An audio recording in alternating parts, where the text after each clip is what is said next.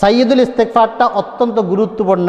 বলা হয়েছে সাইয়্যিদুল ইস্তেগফার, ইস্তেগফারদের নেতা, ইস্তেগফারের লিডার। আমরা যত ইস্তেগফার করি আল্লাহর কাছে, তার মধ্যে লিডার হচ্ছে এই দোয়াটা। আল্লাহুম্মা আনতা রব্বি লা ইলাহা ইল্লা আনতা খালাকতানি ওয়া আনা আবদুকা ওয়া আনা আলা আহদিকা ওয়া ওয়াদিকা মাসতাতাতু আউযু বিকা মিন শাররি মা সানাতু আবু লাকা বিনি'মাতিকা আলাইয়া ওয়া আবু বিযামবি ফাইন্নাহু লা ইয়াগফিরু যুনুবা ইল্লা আনতা। এই যে সাইয়্যিদুল ইস্তেগফার, এই ইস্তেগফারটা এটা বুখারী শরীফের 6306 নম্বর হাদিসে আছে।